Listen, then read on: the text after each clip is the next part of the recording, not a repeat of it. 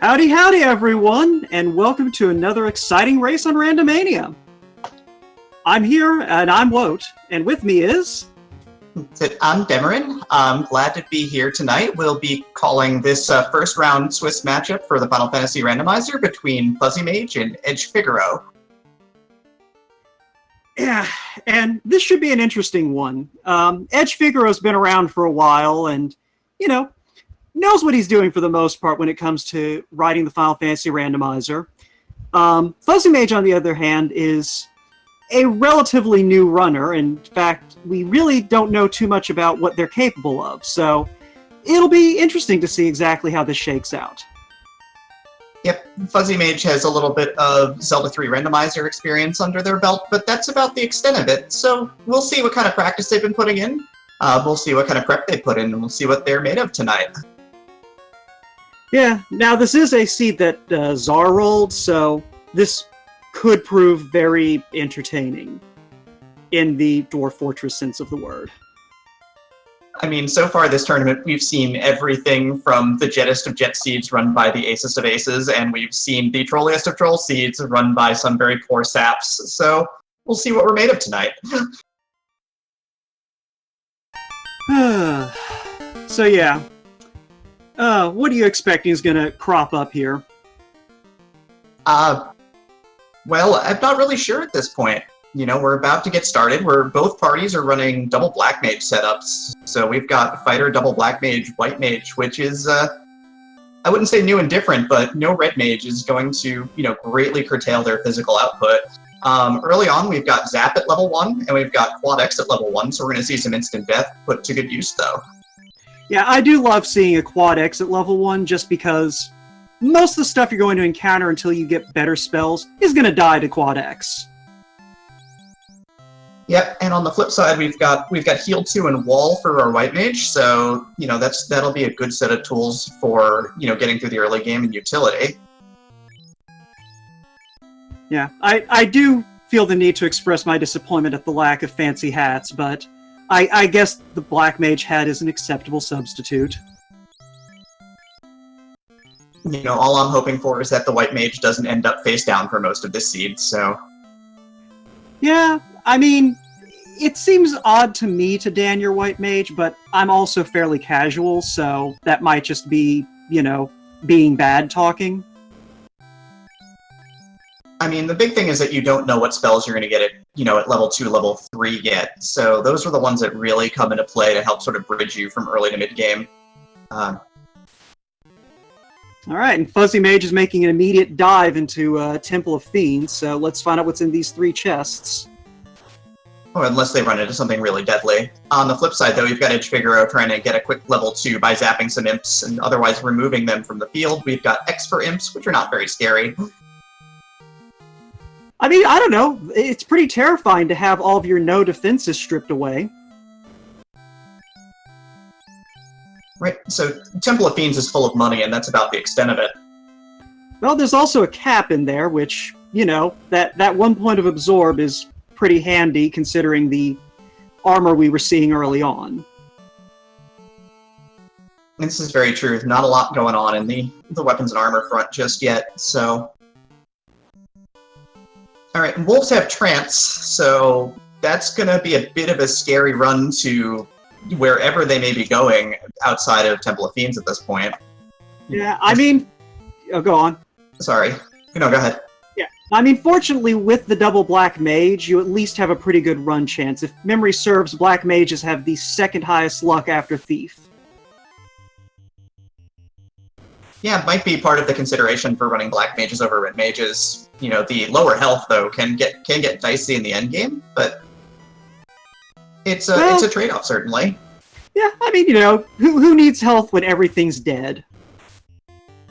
That is very true. And so fuzzymage has gone ahead and quad-X'd Garland into another dimension and earned a canoe for his troubles.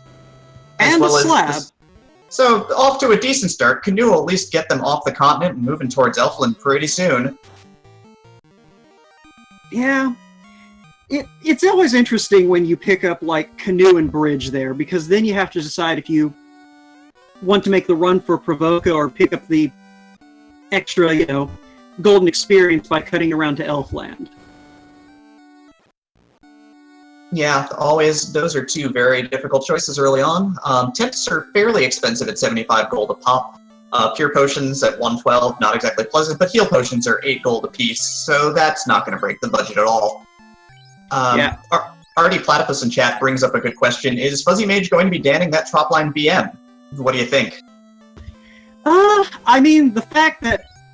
well, never mind. I think the question just got answered. So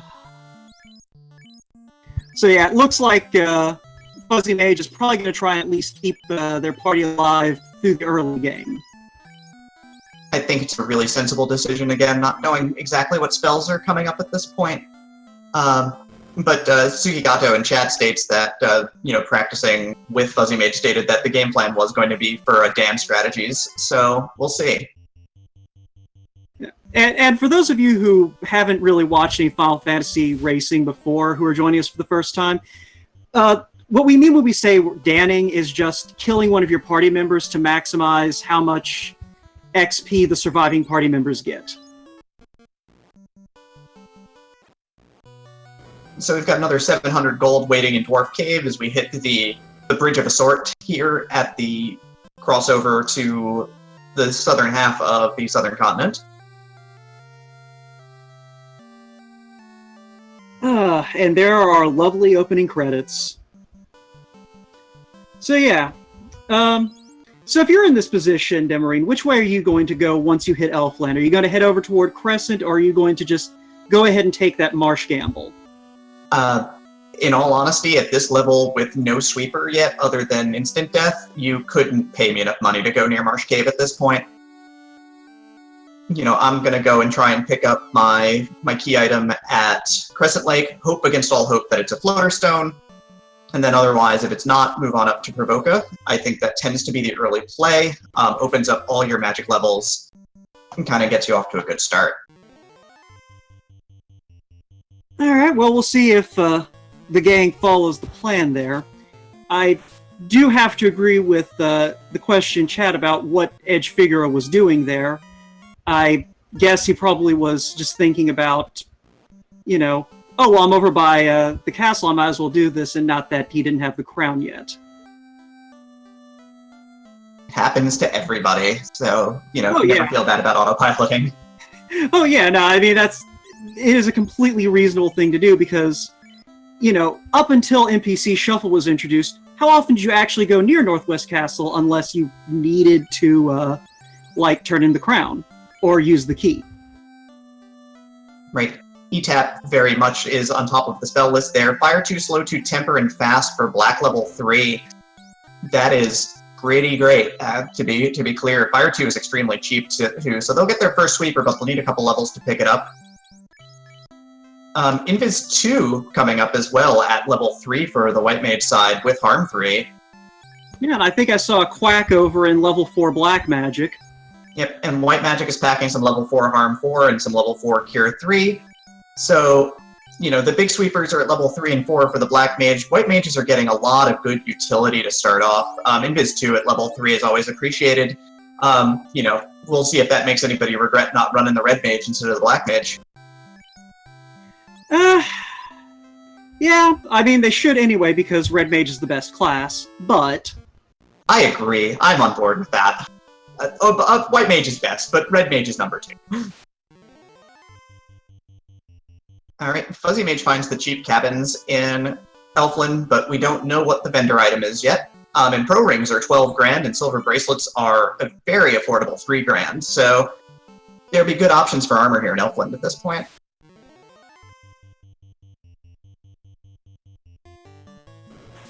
And I see that we are now in the river run to Crescent Lake. That's the name of that town.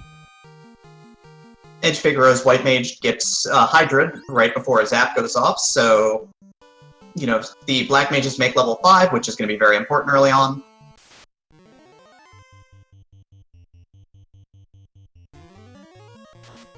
And a good find running into a pack of Peds right outside of Crescent. Don't always love taking this encounter right outside of Crescent Lake and lose a bunch of time, but Zap is doing some work here. Yeah, hopefully they can... Oh yeah, that's right, they have the Quad X, so yeah, this should be easy enough. Yep. That's a quick level 8 right there. You've got the Fuzzy Mage also going river route north to get to Crescent, burning off some of those tents and cabins. edgefigaro bought a stack of 10 cabins, which was a good call back in Elfland, so they are in good shape and comfortably resurrecting their White Mage and getting into Crescent Lake. Both runners at Crescent at the same time. Fuzzy Mage is out here looking for grind now. Doesn't exactly find what they want. And I believe I spot a cube there in the item shop. 17 grand is not bad, so we'll be seeing Crescent Lake a couple of more times this run then. Yeah, we'll probably see... Well, we might not see them necessarily come back after they hit their first dungeon, but after their first dungeon, they should have more than enough gold to pick that cube up next time they're in the area. Yep, Split Punched is very pleased about the Quad X strats, considering how much he had to use them in his run this week. A tough run for sure, but, definitely very interesting to see a lot of abilities getting a lot of use here. There's a level 6 nuke, and I think I spotted life over in the White Magic shop. Not ideal, but, life at less than level 8 is just fine by me. Cure 4 as well at that level. I guess they're hoping for a level 2 Fade at this point.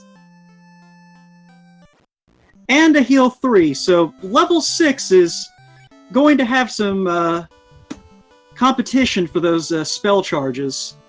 As few as they'll be getting, to be honest. There's not a lot of spell charges to be had. A lot of these seeds don't go very deep in terms of levels. Level 21, 22 is where you see a lot of runners hitting Fiends Revisited, seeing them hit the end game. That's only, what is that, three, maybe 4 spell charges at level 6 if you're a little over-leveled? Yeah, that sounds about right. And I guess we did forget to shout out that the Circle of Sages had the tail, so we will at least be seeing a class change here.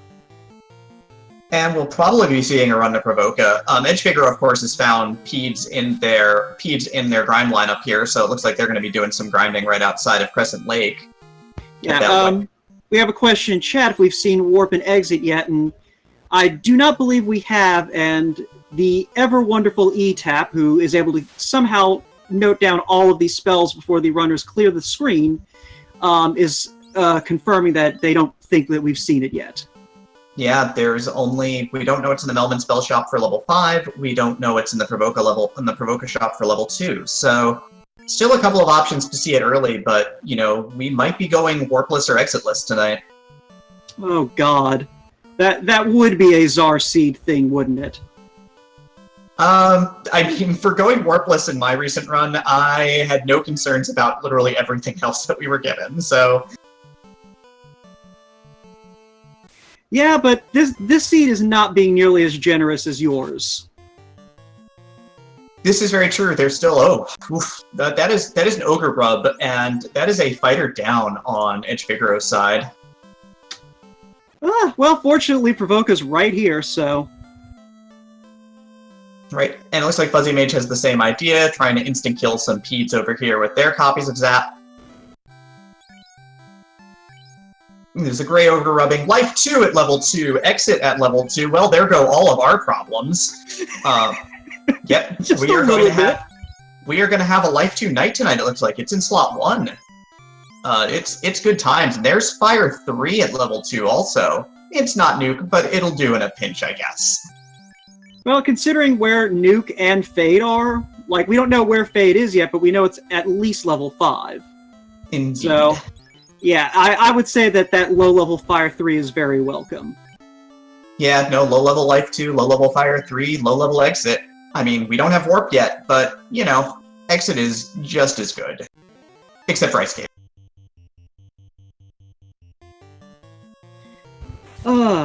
And so we have Tristal in chat arguing that, Czar has occasionally rolled a Jet Seed.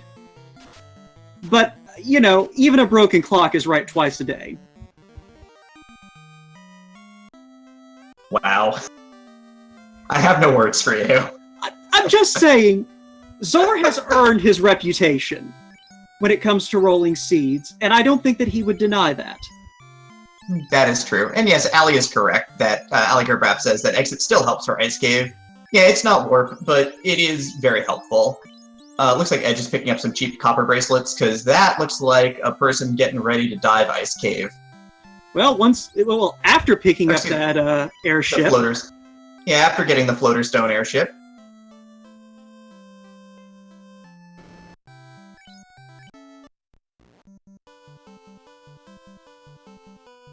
Yep, floater stone just came off of the pirates, so Edge is going to be running due south to the desert right now. Right, Fuzzy Mage still grinding it out outside of Crescent Lake. Looks like they are done getting some levels.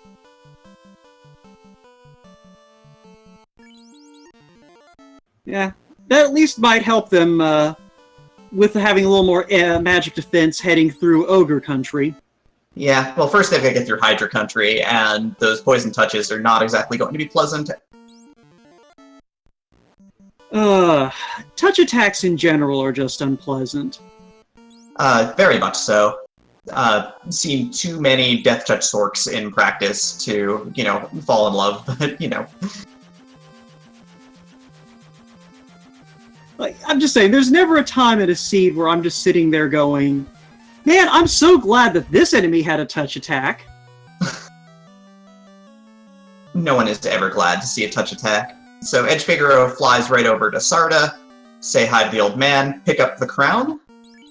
Okay, so clearly Edge Figaro didn't, step into Northwest Castle for no reason. He just saw where the seed was going and got ahead of himself. Yeah, that works out perfectly.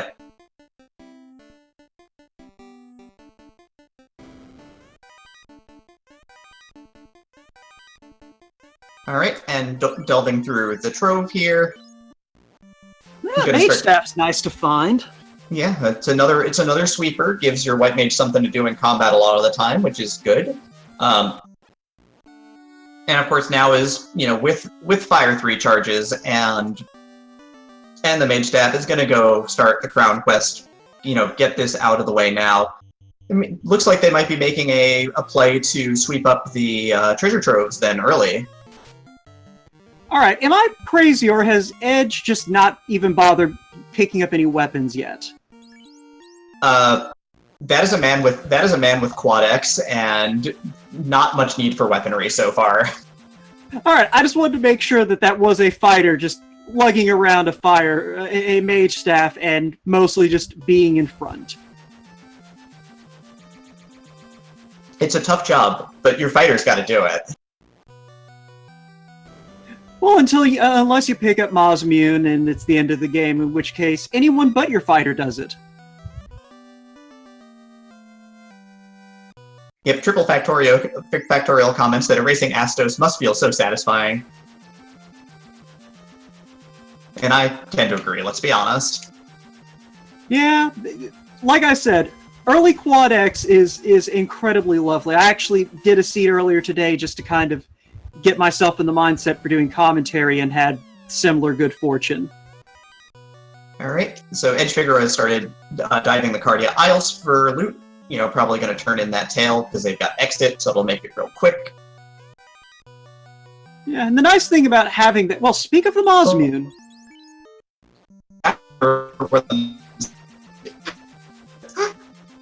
You kind of cut out there. What was that?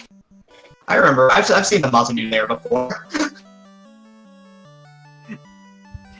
Oh yeah, was that actually the same chest you found it in, even? It might have been the same chest. It was the same room. So now the question is, are we going to see White Mage Mazmune today? 2 straight days would be a thing. I'm rooting for it. I'm not gonna lie. Yeah, I imagine that we'll only see that if the Adamant shows itself. That's a fair point. So Fuzzy Mage is now actually heading to seek out some Hydras on the way back to getting their airship. So just a little bit behind the track at this point, but doing just fine. Definitely navigating this early game well. Did a little bit of extra grinding, so they've got some levels belted. So, this will still be good at this point. Yeah, I was gonna say, Fuzzy Mage is a little bit behind in terms of progression, but did pick up some extra levels along the way, so that probably is going to wind up balancing out at some point. Right, TNT is in the Cardia Isles where nobody needs it or wants it or even cares in the slightest about it. At least until we hit the bracket stage. Yeah, good point. That's a little ways out yet, though. Yeah. Oh, hey, there's a ribbon.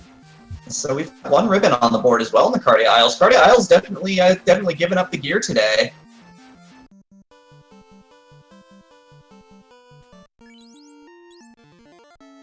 It looks like Edge is making a beeline for the waterfall at this point. Yeah, Fuchsia Fantasy comments, Massamune plus ribbon equals go. I think edgefigaro is going to agree with that one. Houses are 1,500, so going to grab one for now. Stock up on potions, stock up on tents or cabins because they're cheaper.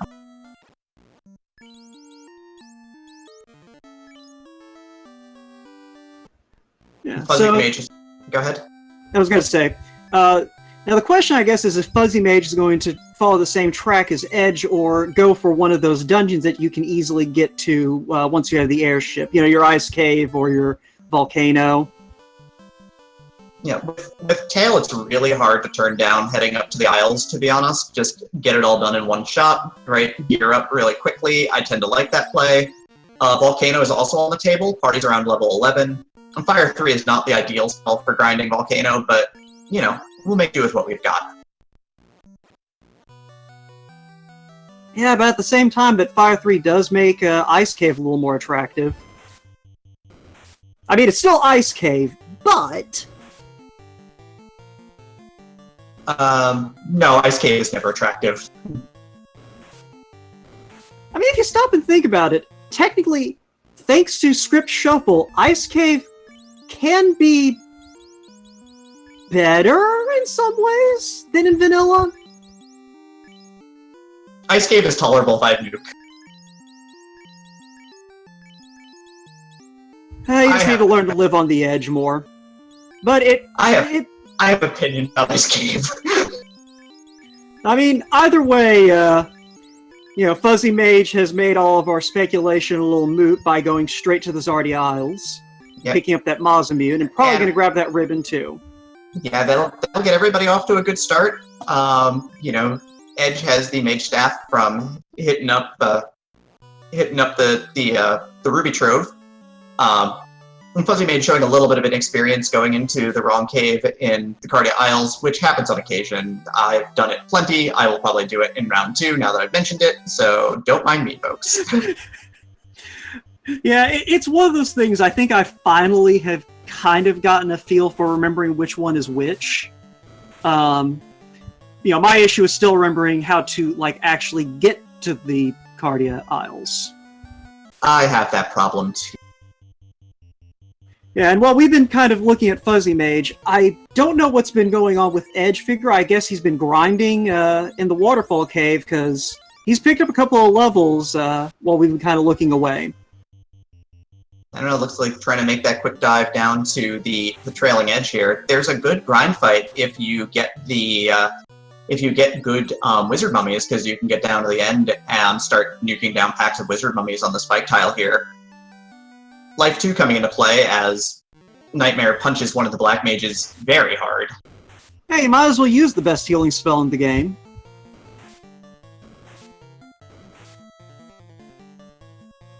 Alright, Fuzzy Mage looks like they are dodging the Waterfall Cave and heading due south, which means they are going to stop at the Trove and meet Sarda and pick up a crown for their troubles as well. And as Chad is pointing out, edgefigaro is running into some really obnoxious paralysts right now. Stun touch and ambush rate. That's not ideal, certainly.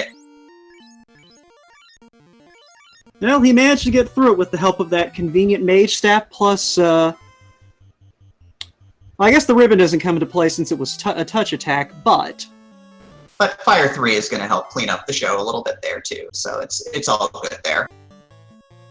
And looks like Edge is just going to go ahead and, well... Alright, I guess he is going to probably take this fight then. Looked like he was thinking about running for a second.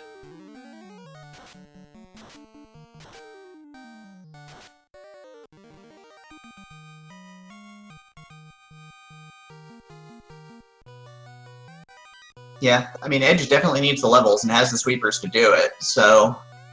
Yeah, and in terms of experience, this is not a bad place to kind of pick up a little bit of extra experience before you go after the more severe dungeons. And that will be our loot, which is always a good thing to see, because the last thing you want to do is have 4 orbs and realize that none of your light warriors get to be a bard today. It does happen, but we don't want to see it happen. Yeah. Fuchsia Fantasy states that he's not fond of the waterfall play, but with Mage Staff and Fire 3, it is a good experience grind. Yeah, if you roll weak wizard mummies, it's a good way to quickly get yourself caught up, and sometimes it is a place that is not very pleasant. So, as Quicklit and Len the Cat are reliving this morning in chat, please ask them about their seed from this morning. Yeah, I woke up, I think, a little bit after that, so I didn't get a chance to see the terror that I keep hearing so much about. Now, Fuzzy Mage is going for something we haven't seen yet. He's going to be turning in that key and seeing what happens. Yeah, that's, Edge went away from that and has, decided to make the work to ordeal, so I think Fuzzy Mage is going to go looking for gear in all of the places in a minute.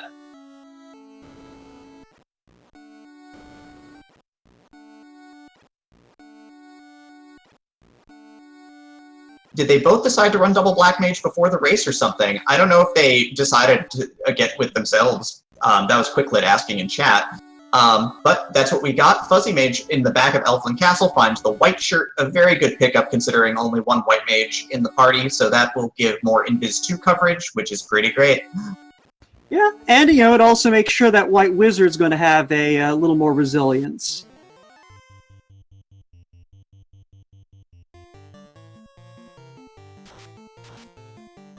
Alright, and so we are seeing some zombies over here in Ordeals, excuse me, getting nuked down as edgefigaro goes through the pillar maze.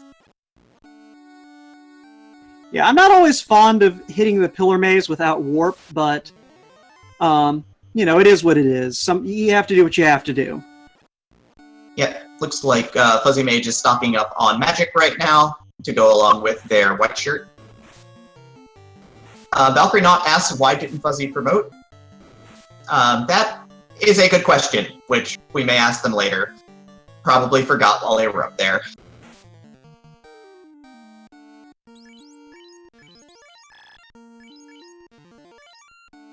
And yes, ETAP, that's correct. One of the players, one of Fuzzy Mage's practice partners, did mention that there was, a possibility of a Black Mage face down strategy, which they did not go with, it looks like.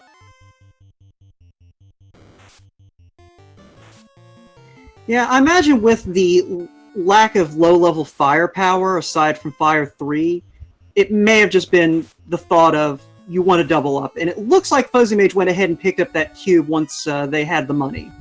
Actually, they did not pick up the cube. They were broke. They were 7,000, or excuse me, 6,000 gold short of the mark. Well, I'm glad that someone else was here to point that out, but it looks like they're going to clear out some loot in an attempt to hit that 17,000 points so they don't have to think about it anymore.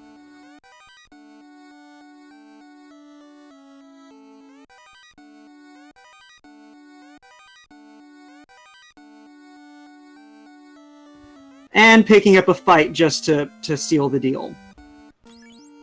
Speaking of things sealed in things, that would be a bottle in Castle Ordeals, and Edge is not even going to stick around to fight the zombie dragons. Yeah, Edge is definitely trying to push through this seed in a hurry. There's no treasure chest there. He wants no part of it at this point. I mean, he's cleared up Waterfall. He's cleared up Ordeals. He is well on his way. He just needs to finish the quest for the key, and then he is on his way to light some orbs. He also needs a rod.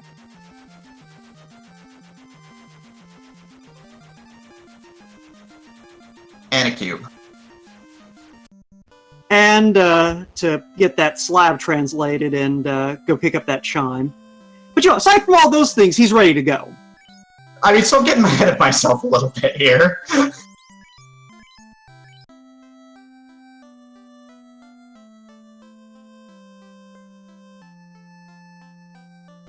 And we have Sukigato in chat, kind of delineating what Fuzzy Mage's strategy was going to be. And yeah, it looks like the presence of XXX and Zap was what really turned the tide in terms of making the decision to keep both Black Mages up.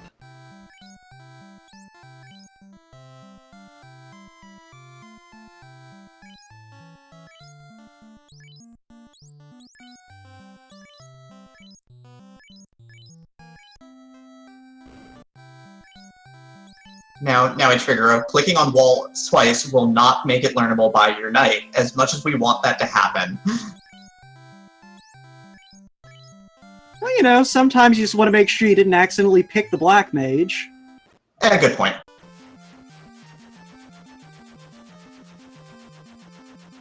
Alright, so Fuzzy Mage goes back for his promote, and now has his upgraded Light Warriors. And edgefigaro goes to drop off the herb and turn it into a key, and we'll see which treasure troves that edgefigaro goes for here. Now, it looks like Fuzzy Mage is going to go ahead and go hit up dwarves, see if there's anything good there. I'm actually drawing a blank. Did he make the trip to Corneria as well? I did not see the trip to Corneria yet. I have not seen what's in Corneria Castle. Fuzzy Mage, though, is going here first for the 8 chests, and is finding a lot of money, and a dragon sword. And a much better sword for his knight. That's a Moss'immune Adamant Seed we've got rolling right now. So, now the question is, are we going to see some Moss'immune White Mage? Tristal comments, lazy adamant. Yeah, I kept it down a few blocks away. And it looks like we are. I'm a fan. I'm pleased. Yeah, I am actually a fan of spreading around the damage myself. It's part of the reason that I consider myself a filthy casual in this game, is because I like not necessarily maximizing your damage output on one character. I mean, splitting your damage up is very important at points, just because certain fights will get your characters killed. You know, Kraken just deciding to snap one of your characters for twice their health total does happen.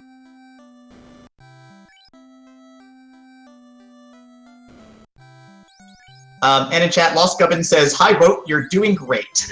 Yeah, I know. I wasn't pressing my push to talk because I didn't want chat to hear me giggling. That's one of my guild mates. She is very happy to encourage me, because this is the first time I've ever done commentary. Is it really? That's awesome. I'm glad to be working with you today, then. Oh yeah, no, it was one of those things. I was very glad to see that you were willing to partner up with me, because I've heard your work on Free Enterprise a good bit. So there's that elusive warp there in Melmond. Yeah, level 5 white magic only had Exfer, and that was about the extent of it, but we've seen a lot of the big utility spells. I think the only thing we were looking for here at 5 was Fade, so Fade is level 7 or 8 locked at this point. Fuzzy Mage is going to make sure to double back and drop off the slab, which is awesome. But not a ton of excitement otherwise at level 5 magic spells. Warp will make life in Ice Cave 1000% easier, though. Yeah, it is one of those things I do like to pick up Exfer when I have the opportunity, just because A, our devs worked so hard to fix that, and B, you never know when you might need to be able to strip away those defenses. I was really hoping for B, memes, but we're not there at this point. So it looks like there's a power bonk and a ribbon in Corneria, while edgefigaro is going to get his Excalibur right now. And a Bane Sword. Wow, that is a haul and a half right there. Oh yeah, like apparently King Steve was just keeping all the good stuff to himself. I mean, at this point, are these runners ready to go? Like, is this like, let's not open up any chests in 4 orb dungeons for edgefigaro?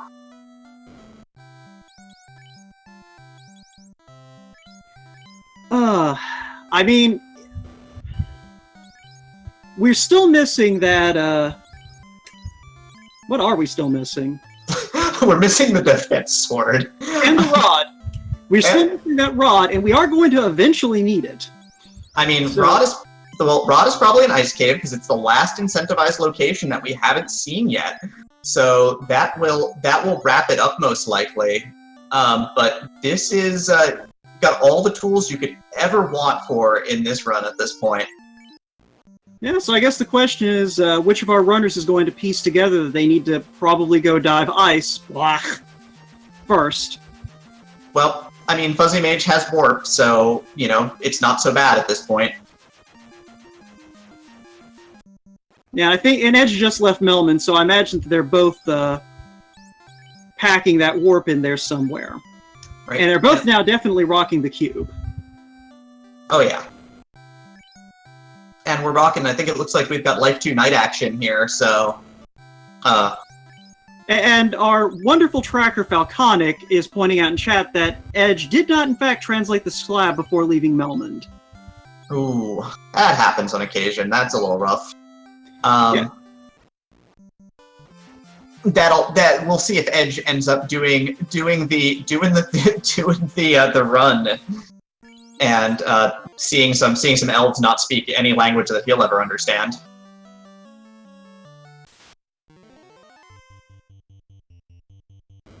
Fuzzy does have Warpoo. He will be able to get out of here in a hurry.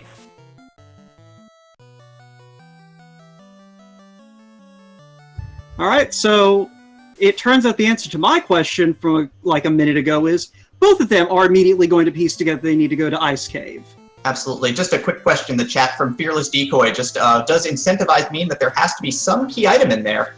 Yes, the incentivized slots are going to be guaranteed to have something that you need to progress in the sea.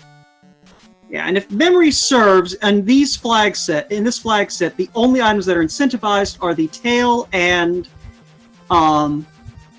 anything that is absolutely mandatory for progression. And it looks like Edge basically grabbed and went when it came to the incentivized chest and ice.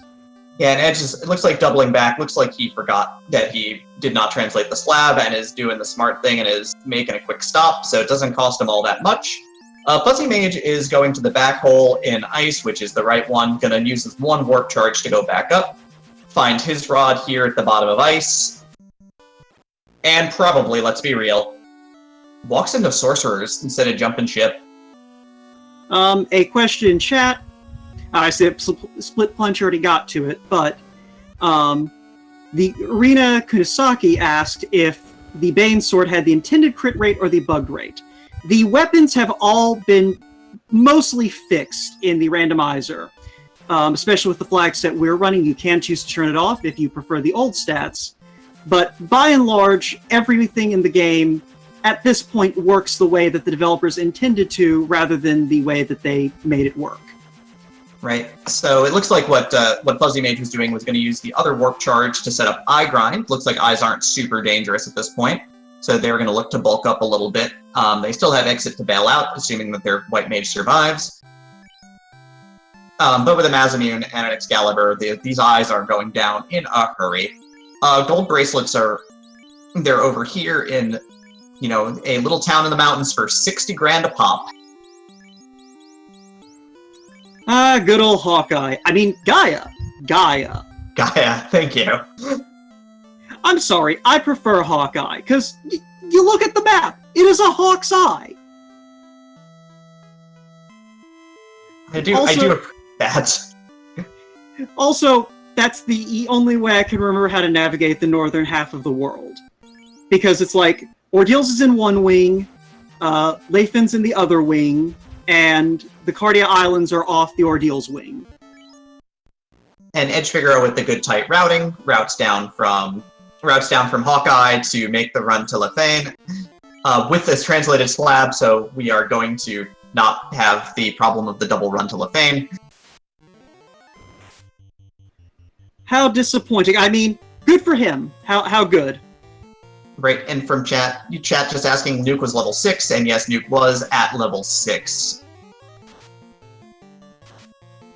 Edgefigaro finding some stake that does not want to be stake until Excalibur'd pretty hard. So since we've now seen a Tyro, the mandatory question must be asked. Are you Team Tyro or Team Stake? I mean, it's pretty straightforward. I take what they give me, and Tyras give me stakes, so I am definitely a stake. Yeah, I myself fall on what I like to call team coin flip. You know, I'll run with 2 of my characters and try to murder the dinosaur with the other 2, and let the dice gods decide who lives and who dies.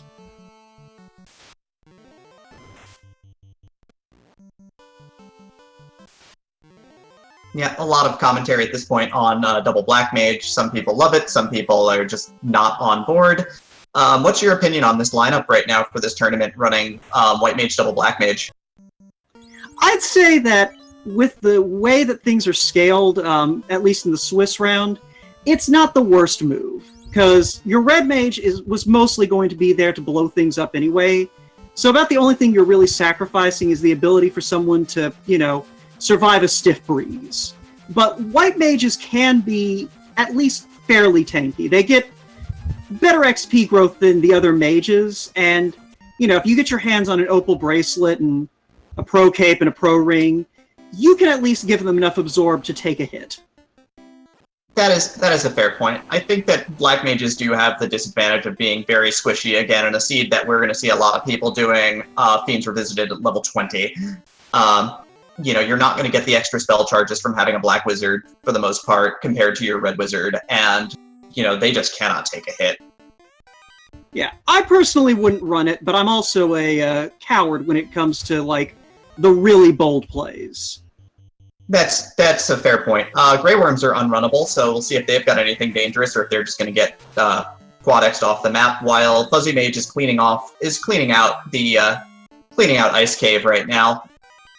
Interestingly, putting both of his Black Mages up front, and I'm not sure if that's because he wants to make sure his Life Tours survive the run or what. I think that's the play, because I think he used up most of their spell charges grinding Eyes, and so is probably out of gas on them anyways. So, you know, they're there to take a hit at this point and just die. Fire 3s, though, still unavailable on one Black Mage, so gonna burn up a pack of Frost Dragons on the way. Zeus. No, I was about to say. Yeah, no, they're definitely getting their hands on a lot of good kind of conserving spell charge items this seed. Yeah. I don't know if I agree with cleaning out Ice Cave here. There's been a lot of gear so far, but, you know, another good find as they start pushing into having to start lighting some orbs, and they still have ordeals on the table as well. And I do have to agree with Artie Platypus in chat. The Black Wizard's map sprite is probably the best, like, map sprite.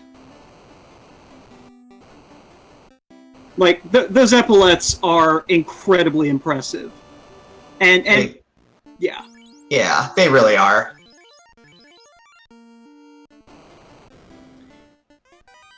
It looks like Fuzzy Mage may actually just decide to go ahead and Dan one of his mages after all.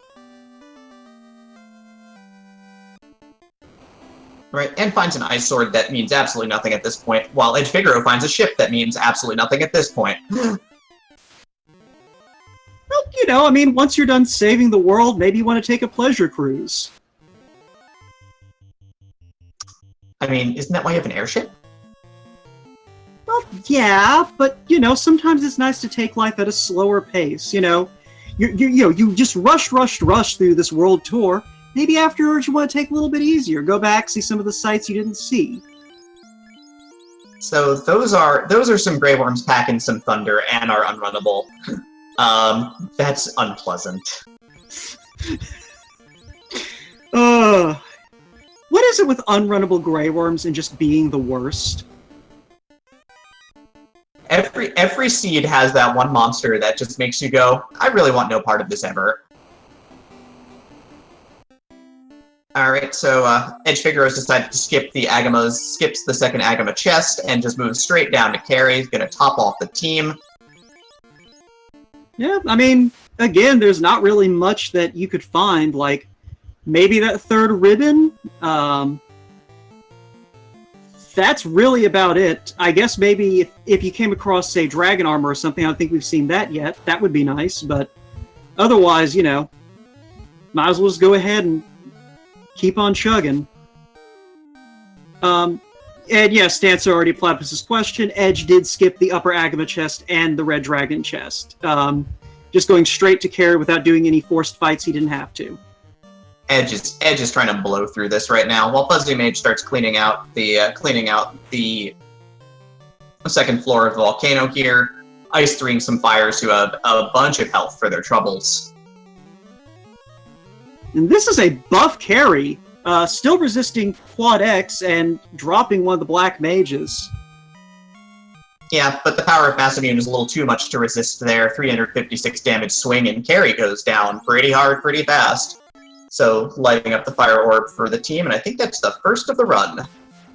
And Edge may also be opting to damn that black mage at this point.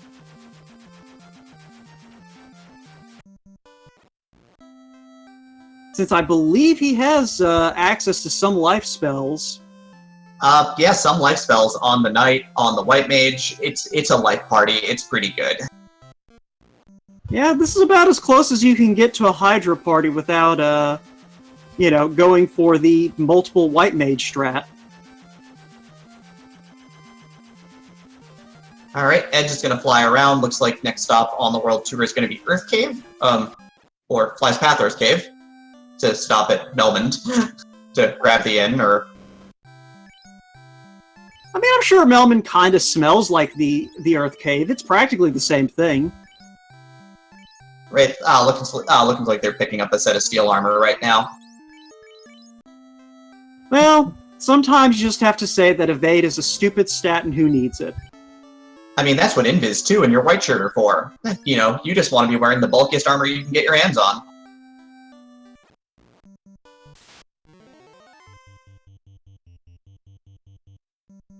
I mean, Smellman is probably a good way to describe it, Edgestream, but, at least it's not Onrak. I hear that place is just a hole.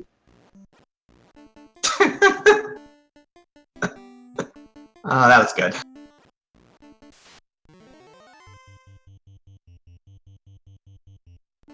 Alright, so at this point we've got both of our runners in a couple of, orb dungeons.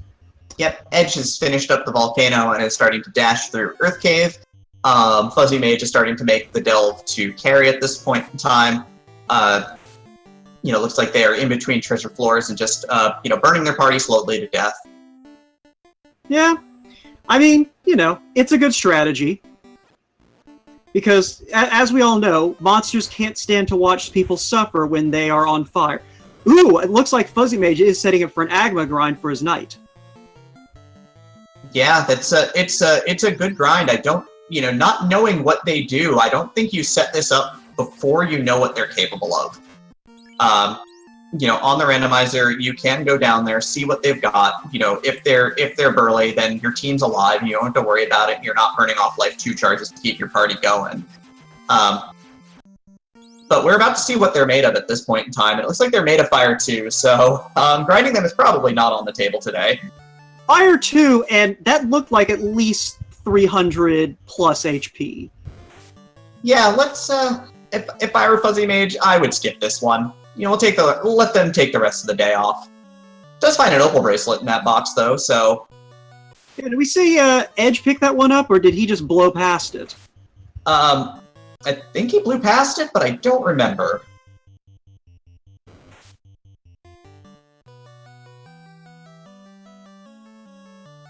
Alright, and Edge is... Right, Edge did not go into Earth because he did not have the rod yet. He actually had not dove Earth or Ice Cave yet. But again, I expect to see some exiting from here too.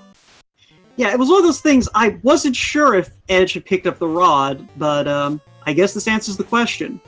Well, thanks to our great tracker Falconic for keeping an eye out on that so that we could pay attention to these things and know what was going on. Yeah.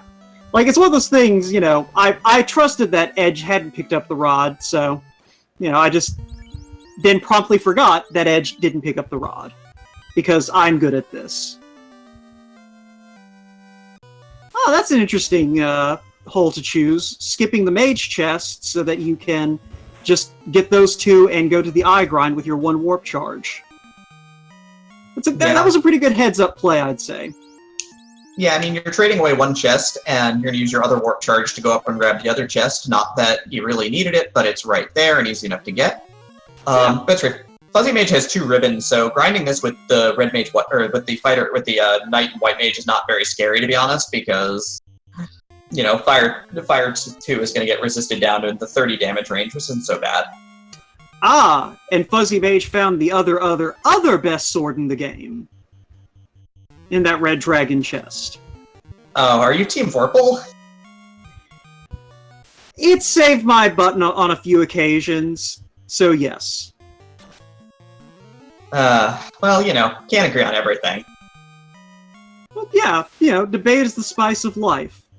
It's one of those things, if we wind up getting a beefy Temple of Fiends Revisited, then Fuzzy Mage is not going to regret this decision. This is very true. That exceptionally high crit rate on the Vorpal does come in handy for piercing some very high defenses on Temple of Fiends bosses, potentially. Game Boy F9 comments that we're doing the fun police grind. Somebody plays the Dragon Warrior Randomizer. I never thought of it that way, but now I'm not going to be able to unthink it.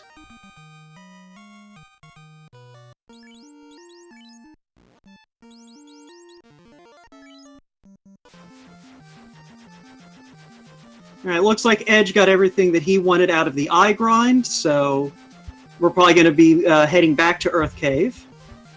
Gonna go ahead and light that second orb. So we are now seeing some solo red dragons here, 3,000 experience apiece for the knight. Yeah, and the nice thing is, though, that, the knight's going to be able to pick up a couple of party members for the fight against Carrie. So that is one advantage you have over doing this with, say, a black belt. This is very true. Just getting a bunch of experience here. Knight has good absorb with the armor that they have. And of course, is packing the Masamune, which is going to do this up in 2 rounds at this point because they switched weapons. But since Excalibur pierces weakness, it probably didn't really need to do that, but it's going to work out either way. Yeah, it is nice that Excalibur's, hits all weaknesses thing applies even to things like the status element. Yep, and it's fixed so that it works the way that it was intended.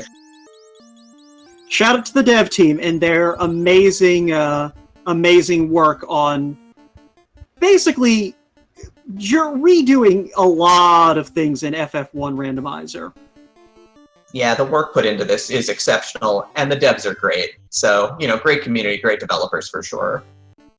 Yeah, it is one of those things, while we kind of have a moment, if you do join in on our Discord, the developers do a lot of their discussion out in the open in one of the channels, and if you have any interest in coding, it is an amazing chat to follow because of just the kinds of things they have to take into consideration when working with an NES ROM. Absolutely. We didn't even have the opportunity to say hi to Vampire, so goodbye, Vampire. Blown off the face of the earth with a single cast of Fire 3. And yes, Meridian BC there is one of our developers, and he did do a thing. Probably did more than a thing, to be honest. So thanks, Meridian, among others. Well, I believe the rule is, since Meridian's the only developer who reacted to me saying anything, he gets all credit for the randomizer, as is tradition. So you did an excellent job with the randomizer, Meridian. I am kidding, of course. There is a lot of work that goes into developers, and it does look like Fuzzy Mage did decide to pick everyone up after finishing up the solo grind. And then also, I think it looks like decided to pitch the Vorpal, or was it just traded to another character? I did not pay attention, so I saw. Well, I guess we'll see. Also, looks like he equipped the wrong sword to the knight because that is a wear sword and not a Excalibur. So we're gonna see. No, did take the Vorpal and threw it away. So everybody who's on Team Vorpal, my apologies. Your sword is in the trash bin. Is it really that good an idea to taunt Czar and a Czar Seed, though? Week 2 is not going to be fun for me, is it? Well, no, I'm talking about what Fuzzy Mage just did. Like, it's one thing to discount. Like, you say you're not Team Vorpal, but would you toss the Vorpal if you found it?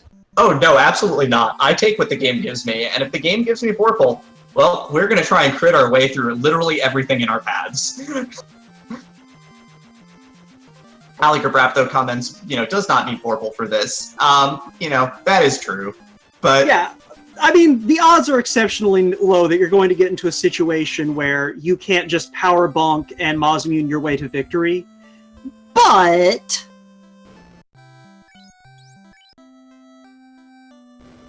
I'm just saying, you never know. That said, Carry gets cut down on Fuzzy Mage's side, so he's going to light up his first orb of the run. Don't cast Exit. Don't do it. Please don't do it. Just light the orb and leave. Oh, thank goodness. I was just going to give you the chance to kind of like, work through that anxiety. I'm hyperventilating a little bit. I mean, empathy is never a bad thing. And also, I think we have seen at least one runner in recent days do that exact same thing, except it was in the Sky Palace. I won't name names, and if the guilty parties are present, they, have kind of worked their way through it. Artie Platypus is asking how many of the devs already knew 6502 Assembly, and I believe the answer is most of them have picked it up just in the process of developing the randomizer. Like, I believe Septimus, I think, Steven, the dev who specifically did the Xfer fix, didn't know the first thing about 6502 before he started to work on the randomizer, and, as noted, he fixed the whole Xfer thing, and a few other bugs that had kind of been outstanding. So it's one of those things, if you're into programming and, want an excuse to learn yourself some assembler, this is a very good place to kind of do that, because, there's always new features being worked on, too. Yeah, I don't know a lot about the dev team for the Final Fantasy Randomizer, but I've spoken with Boardface, who is the lead dev of Final Fantasy IV Randomizer Free Enterprise, and he mentioned that, like, at about this time last year, he did not know assembly at all. Basically taught himself how to ROM hack from scratch. So, very impressive stuff all the way around, certainly. Mr. Spokes does ask, so Black Belt was fixed. So yes, the Absorb bug for Black Belt was fixed in one of the recent patches, I believe. I think it was 2.1. So the glitch that the bug that he's talking about is that when you equip a Black Mage, it messes with their Absorb, such that when you go in and out of the menu, it changes their Absorb back to base values, which can screw things up for your Black Belt when you actually want them to have Armor Absorb, or vice versa when you don't want them to have Armor Absorb. So, Meridian, as Meridian mentioned, that was the thing I did. Yeah, good fix, certainly, so.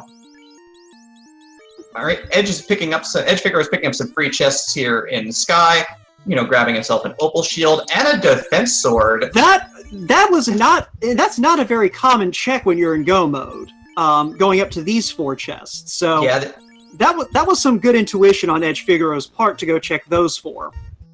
So this seed literally has nothing that you would not want. Edgefigaro is checking some very out-of-the-way boxes at this point, and getting rewarded for their troubles. It's hard to see why they'd be going to grab these chests at this point with everything that's fallen from the sky at this point, but hey, we take those. He may be digging to see if he can find a black shirt to throw on whichever Black Mage isn't going to be getting the ribbon. Or a ribbon, if either of them. Since the black shirt does provide you with a little extra elemental defense. Yeah, absolutely. Never goes amiss, certainly. But that's about the only thing I can think of that he might still want.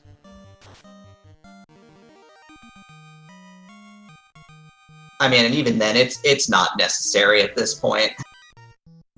Oh, not by a long shot, but, There are a ton of chests on this floor, admittedly. Yeah. It's one of those things, you can use Warp to very quickly jump back to the entrance, and you don't have to take that many steps to check all the chests. So, I would say that in terms of digs, this is probably one that isn't too bad to do. Yeah, Edge definitely showing off with the warp spell how to really efficiently work your way through this floor full of chests. So I'm going to pick something up for later rounds, certainly, if I've got warp handy. I will keep this one in my back pocket, so thanks, Edge Figaro. That said, he's also probably looking for some levels, looking at his levels. He's only floating around level 16 right now, so he is definitely a little bit on the light side for levels. Yeah, and Fuzzy Mage, thanks to that Agama grind, is pretty much, I think, set in terms of levels, unless this TOFR is just utterly brutal. Yeah, while we were watching Edge Figaro dive some chests, Fuzzy Mage did cut his way through Lich pretty efficiently. Lich goes down pretty hard. So he's on his way to North Continent, is going to start working on lighting orbs 3 and 4, and also, though, has to make a couple of quick stops because needs an Oxyal and needs a loot. So we'll need to make stops at Waterfall for loot, and then we'll need to go ahead and pick up the bottle from Ordeals to get the Oxyal. So on his way over to Ordeals now. Yeah, but fortunately, he does at least have the advantage of having a few warp charges, so, you know, he'll be able to hopefully navigate the maze a little bit easier than Edge Figaro. Yep, so Edge Figaro's got some red hydras on screen, so fire hydrants are putting his boys to sleep. Is on the bridge, so Falconic's chanting for Warmech. So let's get out there. Let's hope for some Warmech action here today. Always appreciated. We always hope for it, even if you can run from it. I'm just looking forward to next tournament season when the Forced Warmech feature is live.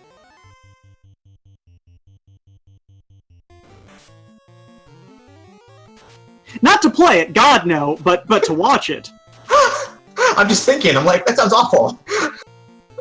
I believe it is in the pipeline, and if I'm mistaken on that point, I'm sure that someone will correct me. But I believe that has been something that's been seeing a lot of testing. Alright, Fuzzy Mage running around the Ordeal's Pillar Maze at this point in time, finding some sorcerers. Edge Figaro does not look to be finding Warmech at this point in time. Although he is finding just about everything else this bridge can hold. And in large quantities. Meridian does comment additionally that live in the alpha is Warmech Party, is Forced Warmech.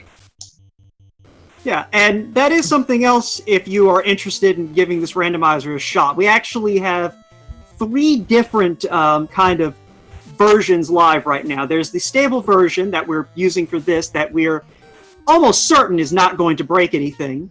The beta version, which is where we test features that haven't been given the rubber stamp of this is going to generally work right. In the alpha version, where terrible and amazing things happen. Right, the alpha version, where occasionally we generate seeds that just aren't finishable in Floor Randomizer. Floor Randomizer is so much fun, though. Again, I've watched a couple of races of that, and it just gives me a headache. But I've got a notepad now, so I'm writing things down, so it's really helpful.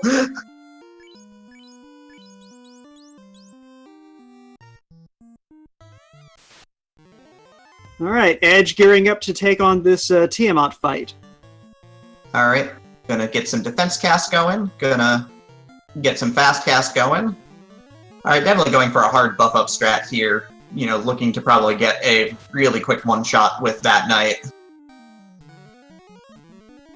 Tiamat packing some literal heat. First attack is Blaze, but the mages survive. Not by much, but this is where that low health is going to come into play. But the knight's in good shape.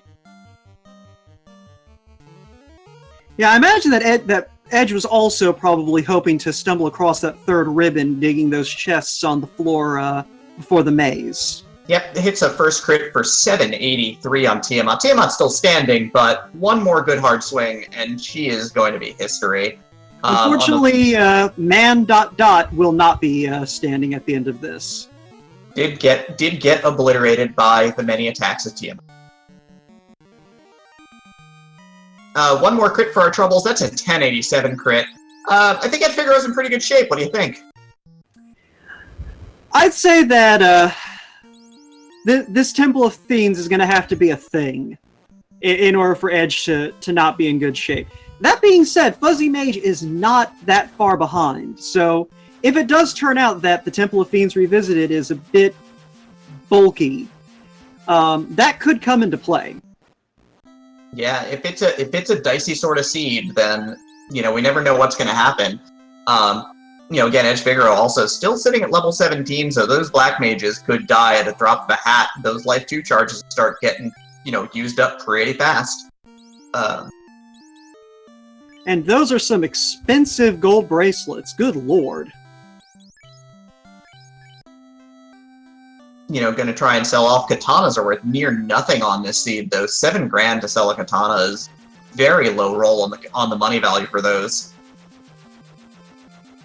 And it appears that while we were watching Edge pick a fight, Fuzzy Mage demonstrated that his affiliation with Team Stake. And the Mourners are out in force, for some reason. Couldn't tell you. So Fuzzy Mage is going to make the run now to Lefane, while Edge Figaro decides it's time to light up orb number 4, so makes the stop into Onrak and is going to drop the Sea Shrine, and is probably going to race through that at high speed, assuming there's not a ton of unrunnables. Yeah, hopefully none of you are fans of mermaids out there today, because you're not seeing them. Like, literally, unless Edge is desperately wanting to have that extra elemental defense on at least one of his black mages. Or find himself dragon armor, potentially, but that's about the only thing that he could ever want at this point. Alright, so... Go ahead. No, you first. Yours. Fuzzy Mage does pick up his chime and is going to head on back. Probably has Side Temple of Sights, with level 25 on his team at this point. Yeah, I guess the one advantage to not having found dragon armor is the ribbon on the knight mostly just means you're missing out on the absorb. But that steel armor probably goes a long way toward making up for that even. Yeah, steel armor and white shirt, Invis 2 casts are just going to get the job done. So Edge Figaro, 1 unrunnable fight so far, finds the Wizard Sahag, Red Sahag pack. Yeah, the only non-boss fight that is forced unrunnable in the randomizer, because the way that unrunnables are coded, this has to be unrunnable because the pirates are unrunnable. Very interesting piece of technology, certainly. Alliger Brat now commenting, should have kept the Vorpal. So quickly they turn.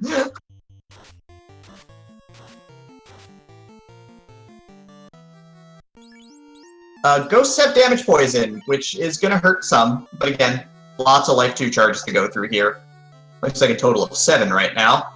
Yeah, and plenty of heal 2s and heal potions, and they're not in the worst shape dealing with some of the crap that this is getting thrown at them, but it is definitely a situation where you don't want to run to that encounter too many times. Not at all. So Fuzzy Mage bought a gold bracelet and tossed it on the knight because they don't have steel armor. Gonna buy a stack of houses. Gonna buy some other supplies. Edge Figaro finds the opal armor in a free chest. I mean, come on, Seed. Alright, so yeah, Edge Figaro does not need to worry about gearing the knight anymore, really. Knight Absorb is gonna be through the roof. Stopping in the Sharknado room, gonna grab a couple more bags of gold for his troubles. You can't take it with you when you save the world, so... Yeah, but you can use it to stock up on potions.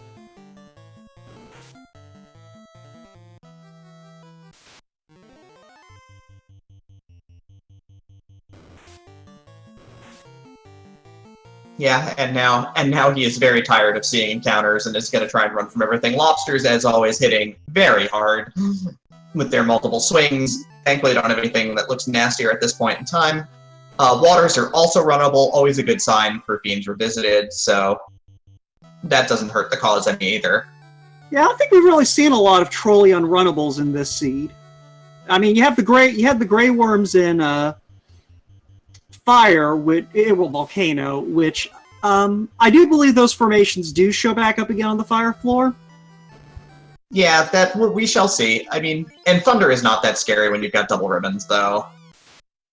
Yeah, I mean, you still don't want to have to patch up your black mages too much, especially before you even get to Kraken 2. Kraken 2, the Great Equalizer. Falconic comments that we haven't seen any nasty abilities from the bosses yet, so we shall see. I mean, as we all know, Fiends Revisited can be the great equalizer in runs, because sometimes you just get to watch your team get crushed. So we'll see. Yeah. And it is one of those things where Edge is going in at basically kind of the lower limit of what you want to be at going into Revisited. So that, might come into play as well. Yeah, this is almost in the realm of unsafe. Like, pulling this off would be really impressive at this point in time. I mean, even with all this gear, keep in mind that there's a Black Mage with 191 hit points, right? Any sort of decent roll on Nuke, right? Nuclear is going to kill him instantly. Level 3 spells, if you don't have a ribbon, have the ability to roll high enough to kill you. Quad X can drop out of the sky and just obliterate everything that's not a knight. Well, we shall see what the play is, because Edge Figaro is going in at 1 hour and 9 minutes, is going into Fiends Revisited.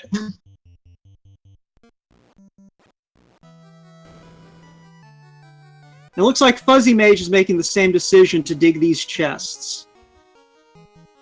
Yep, definitely looking to get the last couple pieces of gear here. Right, so of course, just to run it back, just to let us know where we were going, after Garland got Quad X really early on, we got a canoe and a slab from the royal family of Carnaria. The cube was for sale over at Crescent Lake, along with the tail from the Circle of Sages. Bigot the Pirate had a key to a better ship because he had the floater stone. Sarda was packing the crown. They found a Masamune and Cardia Isle for their troubles to go with an Excalibur from Dwarf Cave. Loot was at Waterfall, Bottle was in Ordeals, and the Rod was an Ice Cave, and that's how we've ended up here at the end. Will Cleosis is also noting that Firefloor may have unrunnable Grey Worms and Agama Red Giant formations. Agama's casting fire too as well. Red Giants hit like trucks and Grey Worms had thunder, so that could be a little bit of a fun Firefloor.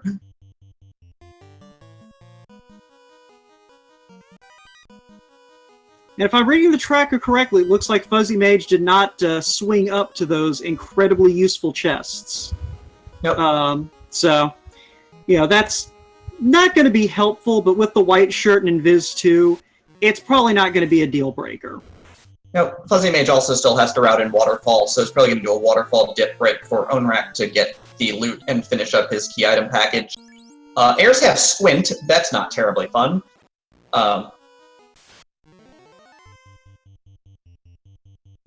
Right, and now it looks like Fuzzy Mage is about to hit the Bridge of Destiny if he can just stop getting encounters. There's some Wizard Vampires. They are just mowing through that health bar real quick there, milling for about 70 to 100 apiece. Yeah, well, I mean, it's either get these encounters now or get them on the Bridge of Destiny like Edge Figaro did. Yeah, and that does mean Warmech is, on the table potentially, so here we go. Get those bless RNGs in chat. Yep, there's a First Strike Heirs, we've got some Mungolems and Sorcerers, Chimeras with Glare, but, just working them down for experience points at this point, pretty deep into the temple now.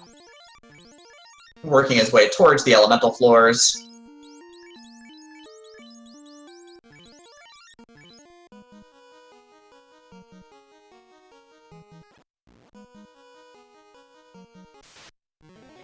Is Fuzzy Mage trying to get a Warmech encounter? Oh, don't do this, Fuzzy Mage. Don't tempt fate. The fates will kill you. Are Hydras with Wall? That is a thing. Well, don't try and cast spells on them and you'll be fine.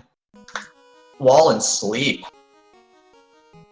Yeah, Falconic, good comment. Fuzzy Mage with the taunting. Oh, that is unwise. Throwing away Vorpal, taking extra steps on the bridge. I know we said at the beginning of this that Fuzzy Mage is a pretty big unknown, but I think if we've learned anything over the course of this, it's that he is A, pretty good at routing things out, and B, an incredibly bold racer. Pretty good at tempting fate as he steps up to the plate against Tiamat. 3 characters up, does not choose to raise the other Black Mage, gonna keep him down. Might have been a good call to put the damned Black Mage at the top and let him take a swing, but well, we got a crit for 381 to start off this fight.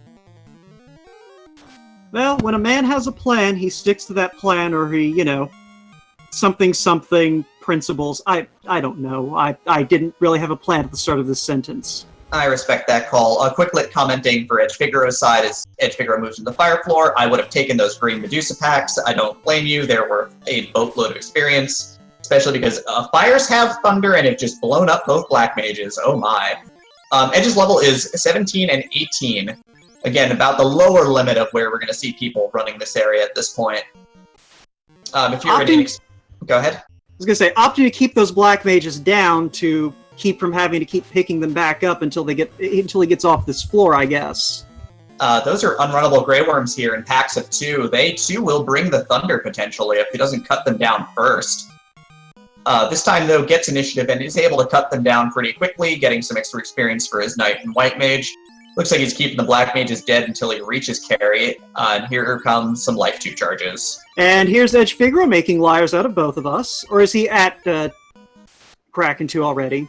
Or carry 2? He is. He is at carry 2 right now, so... Alright, so, not making a liar out of us. I apologize, Edge. And in the meantime, Fuzzy Mage has lit the air orb and still is dragging around that 4th Black Mage. Yep, and is now dipping through Waterfall Cave, gonna go get the last key item that he needs, which is the loot. So he is routing pretty tightly. I'm feeling pretty good about this routing overall.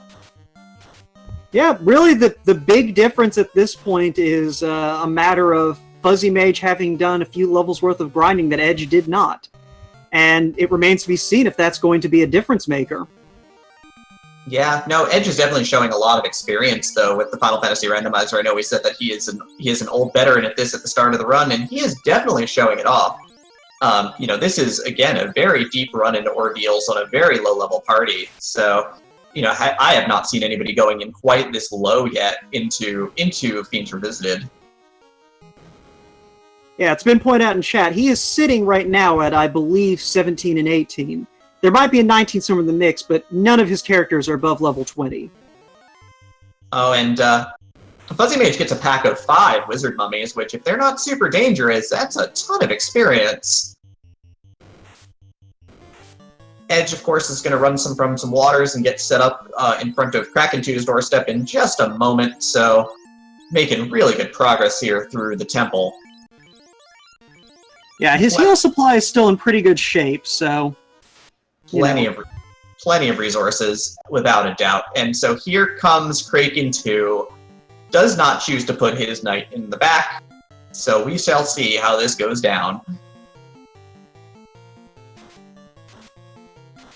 Well, without that, Ooh, that's not the greatest of starts. I think that was the mage assigned to fast his Knight, so that's also a bit of a problem.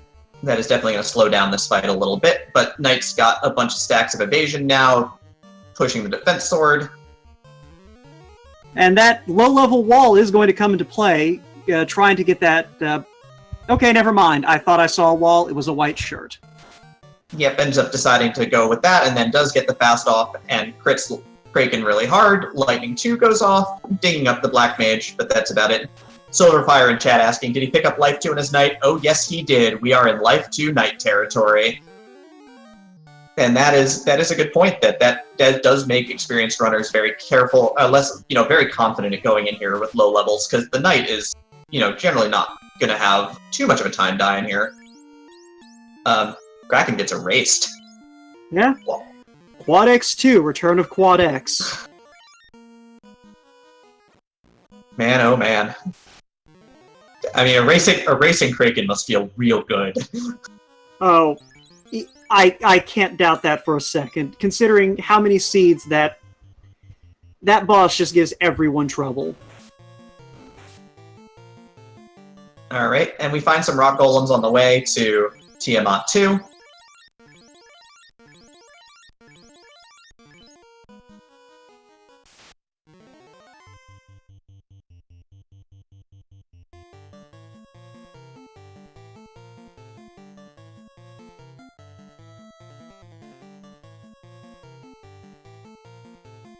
Alright, Fuzzy Mage is now in Sea Shrine, found the unrunnable pack of Sahag is down below. Gonna burn off some big spell charges just to get out of that encounter in a hurry. We've got some buff strats going on over there. We got a power bracer use and a fast cast. So we are setting up for a slightly longer Tiamat fight. So let's hope he doesn't have anything too nasty here. Yeah. Let's see here. Yeah, it's a little choppy on my end, so, you know. Yeah. Hopefully Edge is going to be... Ooh. It looked like he just used up that last level 3 spell charge on the Black Mage. Which, you know, he has a spare, but... Yeah, he'll have to raise the spare in a minute, but he's definitely got a spare there. Oh no, okay, he must have changed his mind, so... question in chat, is Defense Sword Excalibur? No, Excalibur and Defense are two different swords, although both are Knight Swords. Both are well loved by the community as well. Yeah, I know I voted for Defense Sword, which is the best Knight Sword. I voted for Excalibur, honestly. Alright, so Tia 2 is down. We are about to probably see a pull on Chaos right after running from one last encounter. So let's top the team off. Let's see what we've got tonight. Let's see if we can get through Chaos now. We're looking at about a 120 pull, which is a spectacular time.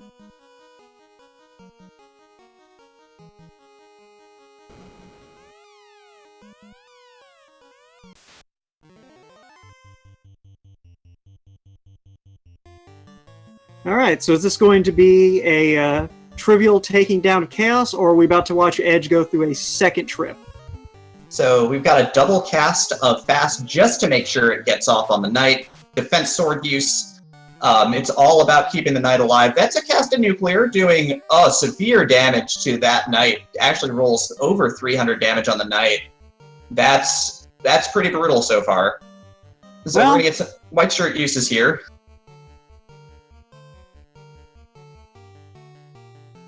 Ooh, did he never pick up Cure 4? He did not pick up Cure 4.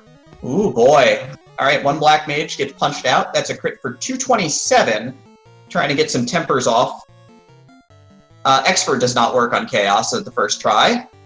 Yeah, I think it's a 25% chance to connect with Chaos's magic defense. So, you know, it's definitely not the worst use of your time if you want to, like, go for the insta-kill strats, but... Alright, and that's a crit for 285. It's going to take us a little while to get through Chaos in this way. Please cast the Cure 3 is what the chat is currently saying. That's multiple people. White Mage goes down. And there goes the Knight. And, wow, and we've got a Chaos wipe as he just nuclears the party and then just leaves the Knight alone for dead. No Cure 4 to get the Knight back up to decent hit points, so... And well, as you were saying, this officially makes Temple of Fiends Revisited the Great Equalizer, because both runners now have the same progress going through the temple. Yeah, Fuzzy Mage has just lit the 4th orb. The only disadvantage Fuzzy Mage doesn't have is that he does not know that the Fiends are not terribly dangerous at this point, it looks like. But Chaos is gonna come out nuking. Yeah, but the difference is Fuzzy Mage at least does have the advantage of being able to take those hits a little bit better. We're about to show you where Cure 4 is because it looks like Edge is going to stop and stock up. Beaver Curry pointing out in chat that surviving Nuclear with a party that low level was an incredibly unappreciated piece of RNG, and I think that is an excellent point. Yeah. I mean, Nuclear does, as Silverfire's pointing out, Nuclear does up to 320. It's unresistible damage, and the Knight took the brunt of it, rolled over 300 damage, which is, at that point in time, 60% of the Knight's maximum health, because at that level, only packing around 500 hit points. So it does not keep the Knight alive, and we are gonna see a race, everybody. Fuzzy Mage running 3 characters into Temple of Fiends Revisited. His first run starts now. edgefigaro dipping in for try number 2. Yeah, it looks like Fuzzy Mage is going to just go with the pure, you know, put your biggest sword on your biggest swinger, and the mages are just there to keep him alive. Yeah. And pick off trash. Run like heck at this point, everybody. That's how this is gonna go.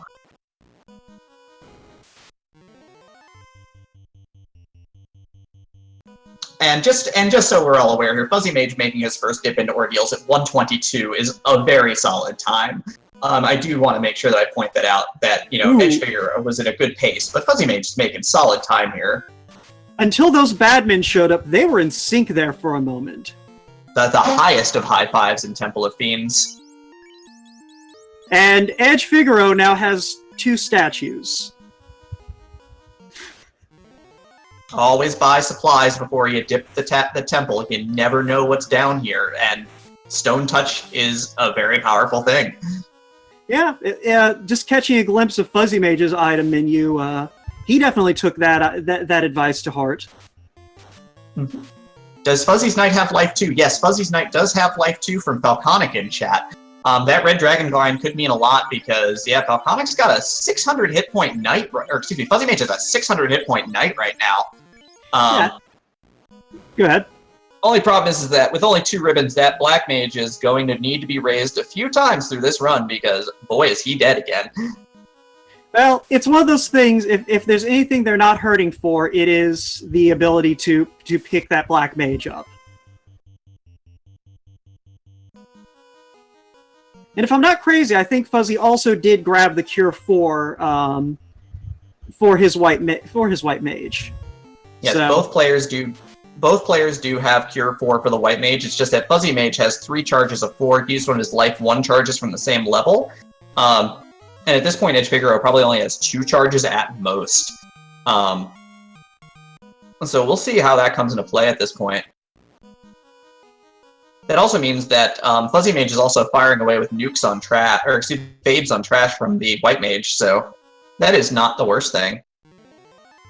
Yeah, I mean, it's one of those things, there are other things your White Mage can be doing in combat besides dropping Fade. So, it's not a bad idea to go ahead and use those up when you can to save charges for your other characters. I don't think Fuzzy Mage knows that Earths have thunder. Runs away anyhow, but that's a big problem there. Silverfire makes a good point. Black magic charges are definitely been more plentiful for edgefigaro because both of his Black Mages have been alive to at least get some experience.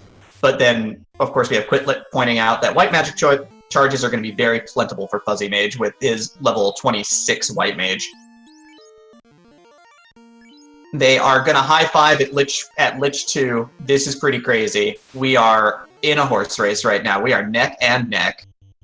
And Fuzzy's is going to go ahead and drop that harm 4, it looked like to me.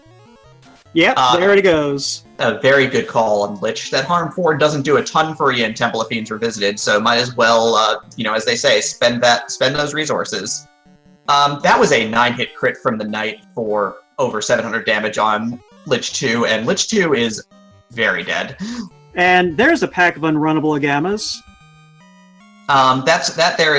There is some Fire 2 action, which can really ruin the days of your Black Mage without ribbons. Gonna definitely burn off some spell charges here. That is definitely one dead Black Mage on Fuzzy Mage's side. Second Black Mage also not doing terribly well today, but survives long enough. Yep, survives long enough to get off a key Earth Ice 3 here.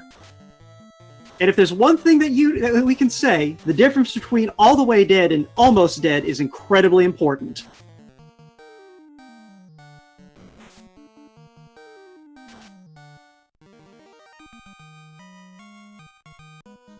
And we've got Duchok in chat providing a key Agama fact. They have a timeshare in Temple of Fiends Revisited.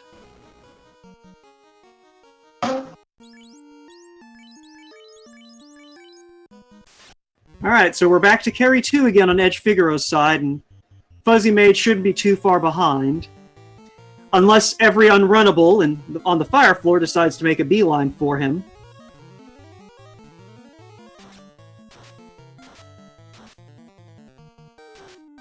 Yeah, sometimes your unrunnable random luck is what's the difference between making it through and getting cut down, so...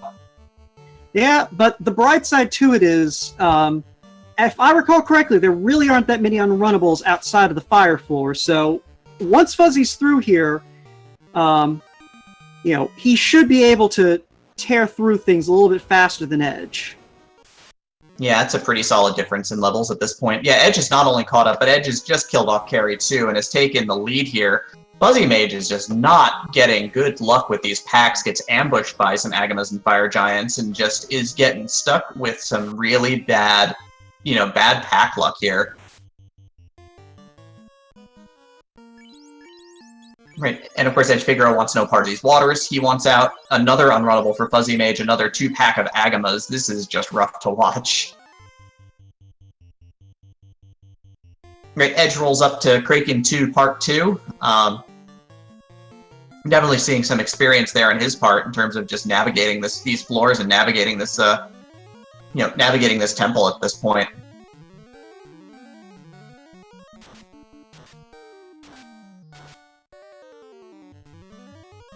And Kraken 2 with the Lit 3, again blowing off that first Black Mage like he wasn't even there in the first place. At this point, I'm sure Edge just thinks of it as a convenient way to conserve spells. Alright, Fuzzy Mage rolls up to Carry 2 at this point in time, so 1 floor behind, but still, again, putting on a really good show right now. The Split Punch comments that Fuzzy Mage is putting up a far better performance than I think a lot of people expected. Yeah, no, I think a lot of the new runners have been really, really showing that, with some practice, working behind the scenes, that, you can put up some good times on this, and, you can definitely do really well. Fuzzy Mage casting Quad X, and lands it on Carry. Carry goes away forever, question mark?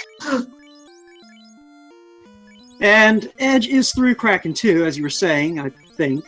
And so Edge has about a 1-floor lead. But if Tiamat turns out to have been a little bit nastier than what we saw the first time around, and I think Tiamat did have some nasty stuff, then that could even up, and the Chaos fight is its own matter entirely. I mean, again, Edge is very aware that he's got to deal with a first shot nuclear and didn't do any grinding here, so... Yeah, and one thing also that Fuzzy Mage is going to have in his corner is he's got an extra swing or two with that Masamune. But yeah, absolutely. Just new players, don't be afraid to join the Discord. Don't be afraid to join the community. It's a great community, really accepting bunch. They just want to see it grow, want to see everybody have a real good time with a real good randomizer. So, come on out.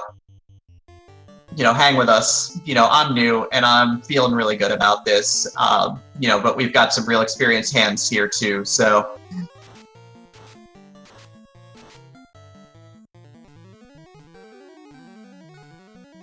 Tiamat 2 pointing down that Lightning 2 to start off here on Edge's side, so we've got some buffing going on.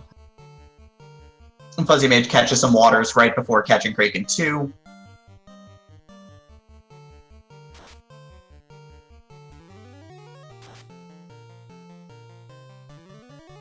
Crit for 561 with his Fasted Knight, so spending those resources to blow through looks like blow through Tia 2. Yeah, Fuzzy putting his knight in the back row, leaving his white mage up front, but that's probably not going to be too big a problem. No, very savvy move though, moving the knight to the back. Knight is of course very valuable at this point, has over 600 health. And even without fast, is hitting for about 250, which, for 4 hits on Kraken is quite solid.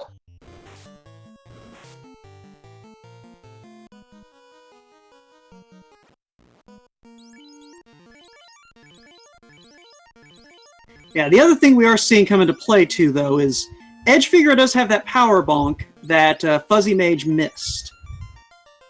Yeah. And Kraken goes low, takes apart the white mage in 1 shot.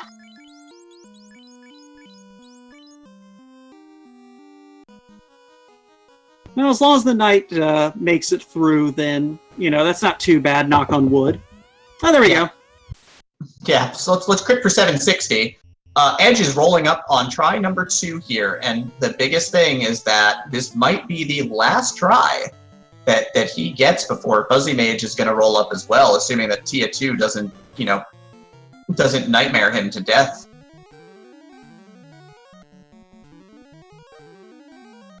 Split Punch pointing out in chat that the least likely slot to be targeted is not slot 4, and that is true. I believe it's that the way that the game rolls the RNG slot 3 has a slightly lower chance of being hit than slot 2. I think it's like a 1 in 256 chance or something like that.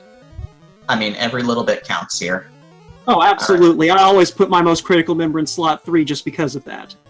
So getting over to Edge's side really quickly, we've got one black mage down. We got a white mage at 62 hit points wondering what in the world just happened. The knight is at 469 and is feeling pretty good about life at the moment. Is getting real buff real fast. Hitting some invis charges, hitting some power bonk charges. And there's that nuclear. That white mage is gone now. So we are going to see a solo knight go pretty far at this point.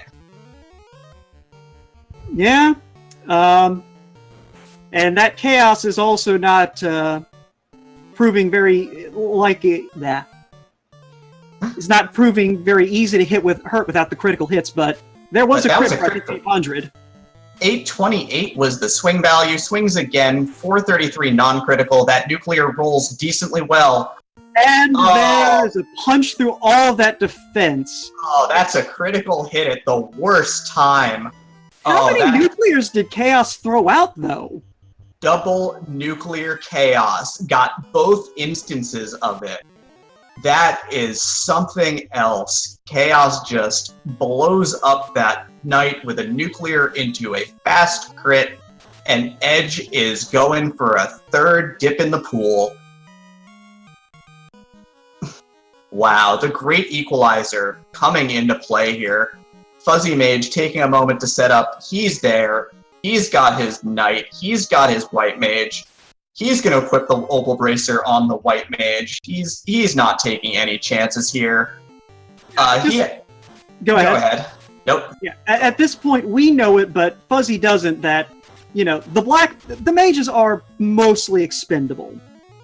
You just probably need to get your knight up to speed as quickly as possible and just try to beat Chaos to death before he can nuke you. Yeah, but he doesn't know that. That's the troublesome part of this. Yeah, that's the troublesome part, but it is one of those things, he has the health to survive long enough to figure out what he needs to do, hopefully. As Falconic was asking in chat, Fuzzy Mage does have enough health on that knight to probably eat 2 nuclears. It definitely will now. Oh yeah, been casting wall for a little bit of additional safety. He's got the ribbon, he's going to cure for the knight. He is going to start tempering the knight. The knight is the way to go. Chaos is going to take a 10-hit crit for only 209. Power bonk does so much work. Yeah. And meanwhile, Edge is going ahead and trying to grind up Temple of Fiends to survive his next dive. Smart call. White Mage is doing some healing spells. That healing spell actually let her survive with 8 hit points, which is useful. That's a crit for 824. That is good stuff right there. Just keep swinging. Out of temper charges, out of fast charges. Gonna throw a nuke too. That's a 677 crit. That's a nuke rolling low 149. White Mage gets punched out of this fight. Fire 3 charge is gonna burn in 28. There's that resistance from Chaos. And then more terminate. And that is GG Fuzzy Mage at 136 and official time 136 and 40 seconds. That Red Dragon grind early pays off, takes that level 25 knight to the bottom, and crits Chaos 3 times, putting him in a early grave. What a race. What a race. That was sweet. So, edgefigaro is... looks like burning off an encounter before making another dive into Temple of Fiends Revisited. But yeah, get those GGs out for Fuzzy Mage, because that was a performance. Yeah, that is an excellent time. 136.40 on these flags is solid stuff. Very impressive piece of work from Fuzzy Mage, moving to 1-0 in this tournament. All right, and it looks like Fuzzy Mage is in the waiting room, so I'll go ahead and pull him on in here if you're ready to talk. Yeah, let's do this thing. Hey, Fuzzy Mage, GG! Thanks, but that was crazy. GG, indeed. Very nice run. Thank you. Yeah, when you made your dive in the Temple of Fiends Revisited, you were synced with edgefigaro's second dive. Wow. that level 27 fighter knight just wow. Oh, that was the difference maker. And I'm seeing Edge Figaro's stream go down. I'm guessing, has he forfeited, Emerine? Yeah, he has gone ahead and forfeited. He's burning off that encounter, but has decided to throw in the towel at this point after the 2 dives. It's always a tough thing to see happen. So you feel for him, but that's how it goes sometimes. But Well, go ahead. I'll go ahead and drag him in too, then. Yeah, because he is also in the green room. Hello there, Edge. GG. GG, people. Edge, that was a fast seed. It was super fast till I got to Chaos twice. Ooh. Yeah, that was a very interesting Temple of Fiends Revisited, because it was actually fairly peaceful for a Temple of Fiends, right up until Chaos with the double nuke. Lear. Oh, he hit me with a nuclear once, and the rest he just meleeed me. Wow. Yeah. I dodged a huge bullet. Right. He also crit me. He crit me on a max evade fighter to take me out the second time. Oh, that's rough. Yeah, that was a very tough break. We really felt for you there. That is just the toughest of bounces sometimes. But for the 2 of you, I know both of you said that this was a pretty fast seed, but any other takes on the seed as it went down? Where were the encounters? I don't know if it felt like there was encounters in like one spot, and then the rest of the time it was just running around. I really didn't feel in danger through most of it until, what was it, Kraken 2? Yeah, Kraken 2, I think, was really the first point that it really was dangerous. Although that fire floor for you, Fuzzy Mage, was a thing. Oh, the Agamas. I couldn't run from the Agamas, and I put everything on that knight, and I realized that I didn't have any way of dealing with an AoE. I didn't move the Zeus Gauntlet. I was really in pain on that floor. What level did you enter Topher at? My knight was 26, and then he got 27, I think, on the Phantom floor. I was trying to get him to 28, but I felt like I needed to go. If I would have grinded him, I think I win this. I was 19. Yeah, Silverfire in chat commented that yesterday in Tristal's run, he decided to grind floor 1, decided to grind on, up a couple of levels on the first floor and then bail out and save outside for level 21, which ended up making a difference in, getting a 1 dive on that one. But, that's sometimes how the ball bounces here. So if the chat has any questions, of course, please let us know. If you got any questions for Edge Figaro, you got any questions for Fuzzy Mage, please let us know. Yeah, and while we're waiting for questions to kind of come in, I just have to say, you two put on a very admirable performance, just in terms of routing, in terms of the decision-making that you both made, the way you made use of those warp charges especially. I love me some warp. It's such a good spell, and I learned from Will and some of the other guys in the Discord. They taught me all about using warp to abuse the floor mechanics. Like in Ice Cave, you can get all 3 chests. Floating Castle, you can use it to go back and get the side chest and cut the run back in half. Warp is such a good spell. Yeah. Edge was also using warp to good effect in Sky Castle to clear out the upper floor of chests very quickly. Ended up picking up a defense sword for his troubles too up there. Where was the defense sword? Sky 3. I wanted to hit 17 in the Sky Castle because I wanted 2 charges of life on my knight. Yeah. Yeah, I think, if I'm not mistaken, wasn't the power bonk also in those 4 chests?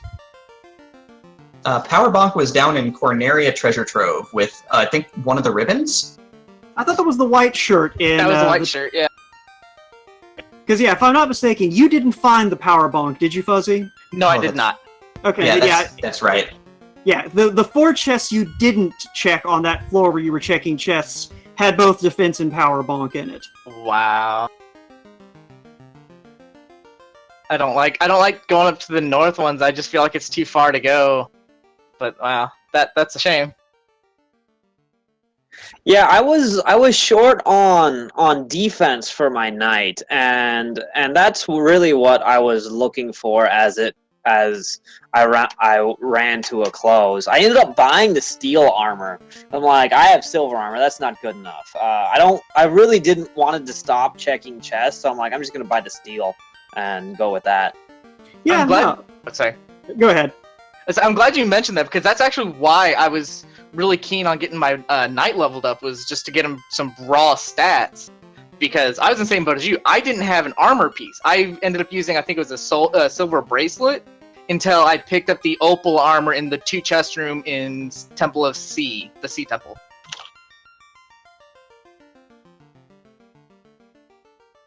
Yeah, so it's one of those things where, that opal armor was very fortuitous for one thing, I would say. But yeah, sorry, I'm just trying to think of what else we. Did you had sell going the on. Excalibur? No, but I dropped the Vorpal. Yeah, we had something to say about dropping the Vorpal. That is tempting the fates right there. That's hard to believe. You don't want to go ahead and drop that Vorpal. I mean, especially in Azar Seed, though. Like, that is just inviting, like, karma right there. I mean, I was also after some stakes, too. That Tyro popped up and beat him down. And then he brought in his 4 red Anki friends that almost wiped me. What party did you run? Did you run black, red, white fighter? Knight, white, double black. Yeah, you ran mirror parties for that run, and it's not a setup I've seen a ton of yet in this tournament. So it was really good to see, a little bit of difference in strategy, and then even that diversion strategy, because Fuzzy Mage ended up with one of his black mages toes up in the second half of that run.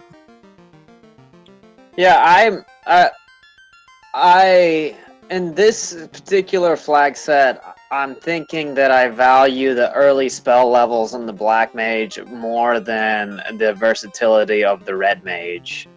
But I could go back and forth on that. Just being able to carry a sword and wear chainmail is really nice. Yeah, so, incidentally, Fuzzy, I understand that you're a relatively new runner to the randomizer. How long, at least in terms of the tournaments, how long have you been working with it? I think that, including this tournament, that was my 14th run. That is very impressive. You mentioned that you've been, talking to folks in the Discord a lot and kind of just learning, and it definitely showed in this race. You guys did follow not quite identical routes, but you generally kind of hit the same beats in about the same order. The biggest difference was you stopping to grind and Edge just YOLOing it. So yeah. Yeah, I did not feel comfortable with my knight without any type of real armor going anywhere at a low level. I figured he was going to get bonked by either Tiamat or Kraken, and I was just going to have a bad time in there. So I pushed for his levels. I went to what I'm familiar with, like the Eye. I love grinding on the Eye in the Ice Cave and the Red Dragon. So Edge, in the chat we are getting the question, can you just tell us what the message was in your character names? The one true WrestleMania hero, the Macho Man Randy Savage himself. Rest in peace, Macho Man.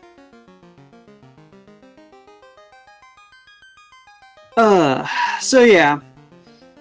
I do have to say that y'all put on a very entertaining performance, and I'm going to go ahead and assume that when the round 2 matchups are revealed after our upcoming race, which is currently getting put on deck, no one is probably going to be happy drawing either of you.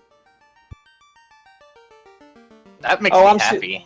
I'm super rusty. Like there's a lot of routing mistakes that I did today. Good game, Fuzzy. Good game. I mean, like you said, you were having a lot of away time. You didn't get to practice much, so I was hoping that was going to play a little bit of effect, but I heard that you were definitely someone I need to be wary of. So I tried pushing a little bit extra to be a little bit gutsy on what I did. Just because I was scared of you. Yeah, Ed, you can say you're rusty all you want, but you attack Temple of Fiends at a level that I think very few people would have felt confident in their execution to try. So I'd like to. I'd like to on a night with 2 charges. Like that goes a long way. If I can eat a nuke charge safely, if I can eke out a win. I've got defense, I've got power bonk. There's a really, really good chance that I can take down anything and then bring my white wizard up and then go back in. At that point, man, if I don't get crit, I win that game. If I don't get crit, I win that game. Yeah, and that's really how close it was between you two. Like, you both really did an excellent job. I mean, that easily could have been a, hour, 35-minute seed from both of you, less than that? Yeah, I mean, first pull on Chaos for edgefigaro was about 120.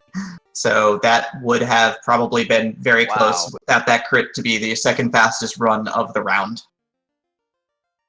Yeah, I think I got into Temple Fiends at 119, 121-ish? Yeah, which is a really good time. Yeah, you got to Temple of Fiends right as Edge was starting his second dive. Like I said, y'all were synced going into, I think, Phantom Floor? Oh, wow. I deserve to die on Chaos. I don't know if you guys saw that. I botched my inventory. I thought I bought Invis 2 on my White Mage. I think it was in Provoca, or it was in Cornea, because I didn't want to waste the money for it at the very beginning. And I threw my White Mage on my Burner Black Mage, my White Shirt on my Burner Black Mage, and he kind of died really fast. So I was sitting there sweating because I didn't have any Invis. I got 1 Invis cast off, and I'm just sitting there like, oh. That Chaos hit hard. Oh, yeah, that was a rude Chaos. Yeah, you caught one really big break there though, Fuzzy Mage, because you cast that heal 3 right before the nuclear, and your White Mage was standing with 8 hit points. 8 HP. Yeah. Which was the difference maker, because was able to still cast a heal, take a hit, dropped right afterwards, but that's one melee attack that wasn't pointed at your knight at the end, so that ended up breaking really well for you. Also, if that Cure 4 gets up, I think I win as well. I think Chaos only had like 1600 HP. He didn't have a lot of health. He just hit hard. Well, I'm gonna get out of here. Good game, Fuzzy Mage, and good luck in future rounds. Thanks, just take wins off of all of the great players. Gonna be heading for him. Hope to see you in later. We still got backstage to look forward to. Yeah, I'm looking forward to seeing both of you in the next few rounds. So yeah, Demarine, any final words? That was an excellent seed, an excellent showing from both runners. Of course, Fuzzy Mage being new, someone to watch, and of course, once edgefigaro gets the rust off, is a dangerous somebody I don't want to see in round 2, because we're both in the 0-1 bracket now. So, hopefully, crossing my fingers, because, Edge is definitely scary, and will definitely put on a show 4 more times for us, for sure. Yeah, and on that note, unless either of you, Fuzzy or Edge, have anything to add, I guess we might as well let folks know what's coming up next. I think I'm good. GG to everyone, and I hope everyone enjoys the rest of the... We got another match tonight in an hour, don't we? Or is that in 8 minutes? Oh, it's in 8 minutes. We are basically just waiting. We're just holding people up at this point, so we're gonna try and clear out here in a sec. So coming up next, just to wrap us up and just let us know what's coming up next, we've got Silverfire versus Lord of the Synth coming up in 7 minutes. So please don't move. They're getting set up. We've also got Zelda 2 Randomizer going down on RM2 right now, unless that's not, but that should be going down tonight as well. On Thursday, it is. Thank you so much, Naristra, for letting us know that is happening tonight as well. So if you want some Zelda 2 Randomizer action, that's over there. On Thursday, we've got the Pokemon Crystal lower bracket semifinals, which is going to be very exciting. It's a great randomizer. I've watched a couple of those races, and they're very intense. Very, very good randomizer. And on Friday, we're going to have an Ocarina of Time rando showcase, and we're going to have the creator, Amazing Amparos, on the call on Friday night on Randomania. So I would absolutely check that out. I'm actually really interested in that. Yeah, if you haven't watched someone playing the OOT randomizer, you owe it to yourself to, abandon all those other plans to have a social life on Friday, because it is a thing. But yeah, other than that, thanks to our tracker, Falconic, for, doing an excellent job tracking and keeping the backgrounds updated. Thanks to Demarine for, keeping a noob like me under her wing. And thanks to Astra and Randomania for having us here. So, GGD all, good luck to the upcoming runners and the commentaries team, and we will catch you all on the flip side. Take care, everyone.